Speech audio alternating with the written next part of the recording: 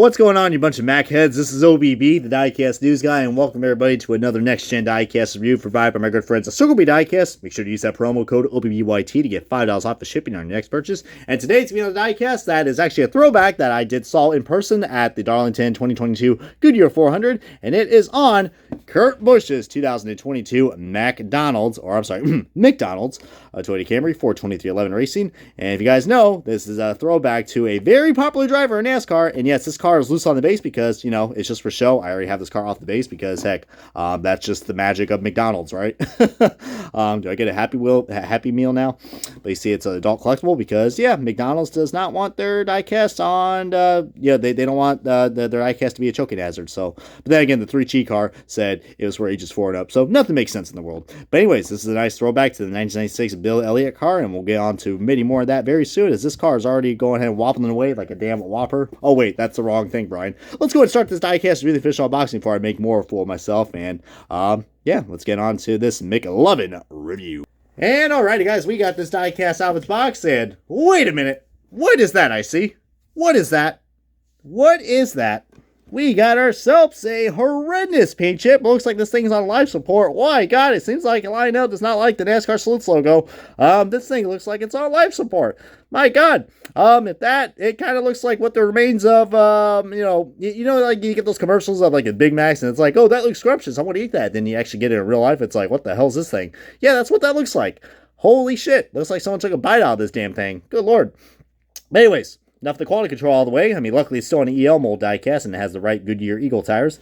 Yeah, I mean, besides that quality issue, which I have known for a while because I've had this car since like November, but we got ourselves yet another Bill Elliott throwback, but on a Toyota, which I know a lot of people probably get pissed off, like, oh, this is bullshit. But you know, there was another Bill Elliott car that we will be doing a nice little side-by-side comparison on, that was driven by another driver in the McDonald's car, probably known as Mr. Jamie McMurray. So I'll give you a nice little hint of what the side-by-side comparison is.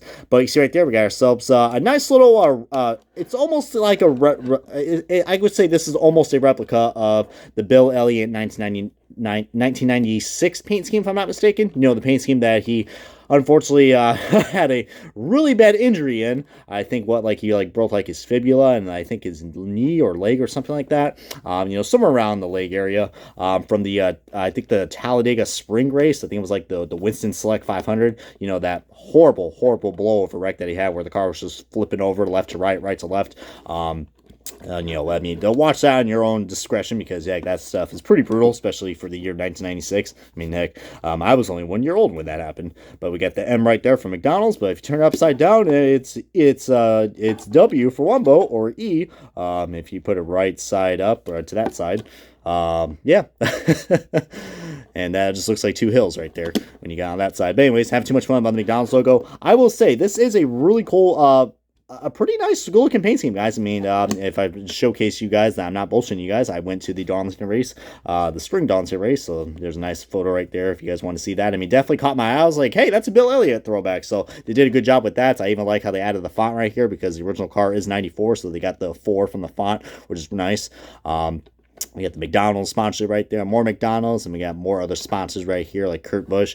Oh, man, Kurt Busch has so much good potential in this 45, but we're going to see how Tyler Reddick's going to do. You see the TRD branding right there on the throwback. And then we got this random black sponsor right here, which is supposed to represent the Monster logo, which, having 2 M's on the diecast, and, you can only have 1 M, and the other one just said the other M doesn't want to show up because it's like, oh, we're afraid of this other M. Just kidding. Monster just does not like licensing their products for some odd reason. Maybe they're butthurt because they used to be this title sponsor and now they're not anymore. I don't know what's their deal, but it's pretty unfortunate. So if you're a Ty Gibbs fan for this year, that's gonna suck. And wait a minute, is this American Ethanol logo cut off? Holy shit, they completely kamikaze this American Ethanol logo. Look at this, man. Wow, we got ourselves another butchered logo. Holy mother tits. That is pretty bad. But this black is definitely very unnecessary, but Monster loves their black, so they have to put, the green logo with the black around it because, you know, it's their signature colors. I don't know why they can't just, you know, have a darker outline around the M, you know, if they really want that black so much. But on the actual card, there is like a little line of black, like almost like, I don't know, like a nice little horizontal line, just like the side skirt. It's supposed to show the Amco logo. I kind of wish that would just been like the Monster logo and put the M and then the Monster logo. That would look a lot better than this random black that just goes all around the car. So I know that's the only thing that pretty annoys about this throwback. I mean, otherwise, it is a pretty much complete throwback, guys. And you see that's what the car should look like with the NASCAR Salutes logo, but it's pretty cool. It's still kind of odd just seeing the NASCAR Salutes logo and the NASCAR throwback logo at the same time, but, you know, was too far away from Memorial Day weekend, so, because this is around May when this happened. We do have some blemishes right there on the M, so not really McLovin that, and we got, looks like a paint chip right there on the B post, so yeah, this, luckily I only paid, and the logo was not lined up as well. This was retailed as a $15 car because it is a metal chassis diecast with, you know, no rubber tires, which seems like we're still going to get that in 2023, so, pretty unfortunate, but I guess cutting costs, I guess. But, you know, I'm paying $15 for a diecast that's all metal. It should have rubber tires. Greenlight does it. Mini GT, TSM models do it too. Even F1 diecast you can get at Target, they're rubber. Like, come on, Lino, stop being cheap. But, and we got more M. Let's see how many M's are on this car, including the reminiscent M's that are supposed to be for Monster. Quite a lot. So if you guys can guess that, then I don't know, you win yourselves a damn Happy Meal. But, yeah, as you guys know, that Kurt Busch didn't really have that much good luck in this car. I mean, both 2311 cars actually got into a pretty big wreck that happened at the backstretch at Darlington. And when I saw that, and even my boy Truex got into that as well. So, yeah, that was quite a chaotic but entertaining Southern 500. And I do have a lot more Southern 500 diecasts to review, including the winner of that race, Joey Logano. So stay tuned for that.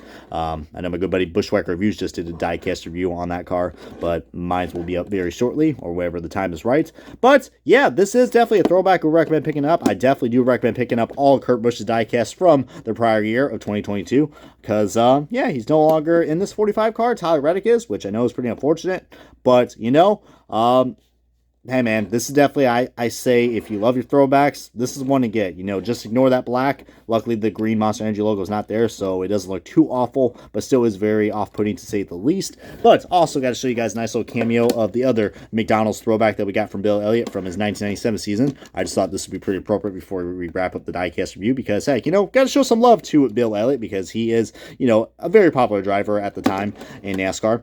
So, but I really love the Mick Tonight car, guys. That still was probably one of my favorites, man. They really did that car its justice, and glad McMurray was able to run that car in the 2016 Southern 500. But, yeah, with that in mind, guys, this is going to wrap up the Next Gen Diecast review of Kurt Busch's 2022 McDonald's Don's Throwback Toyota Camry for 2311 Racing. Comment, subscribe, and ba-da-ba-ba-ba. Aren't you loving that?